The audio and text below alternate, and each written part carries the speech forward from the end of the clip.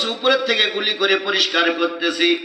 হঠাৎ করে ওয়াকারুজ্জামান যে বলতেছে ম্যাডাম লাইন খারাপ। আমার আলোচনার বিষয় আগামী অক্টে কি খাবা কে জানে, আল্লাহ জানে। শেখ হাসিনা বলতেছে এই মেয়ের বাচ্চা, ওর মুখে তো গালাগালি মোটো বাধ্য না, এত বড় খারাপ ভাষা আর কোন নারী দিতে পারে না।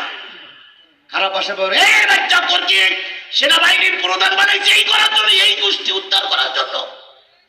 বলতেছে ম্যাডাম আপনি ময়দানে নেই, ময়দানে থাকলে বুঝতেন। কয় কি? কয় চারিদিক থেকে পিঁপড়ার মতন ঢুকতেছে, আর যদি 45 মিনিট থাকেন তাহলে ওই ওখান থেকে এ পর্যন্ত আসতে 45 মিনিট সময় লাগবে।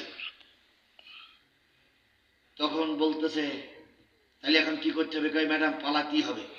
আমার বিরিয়ানি।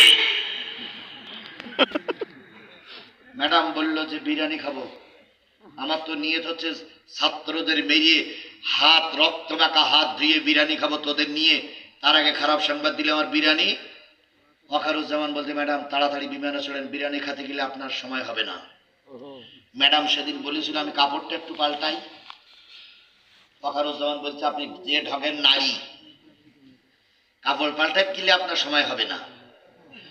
তাহলে দুপুর বেলার বিরিয়ানি খাওয়া কপালে আছে কিনা কে জানে? এ কথা বলেন কে জানে?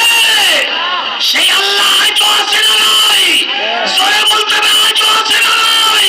মানুষের সেই গাদ্দারি করো না, মানুষের বদদোয়া দিও না, ক্ষমতায় যাওয়ার জন্য এত পাগল হও না, মানুষকে শান্তি দিতে শেখো।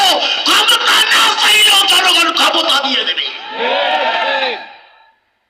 কিছু কিছু লোক বলতেছে জামাতের 1% ভোট নাই।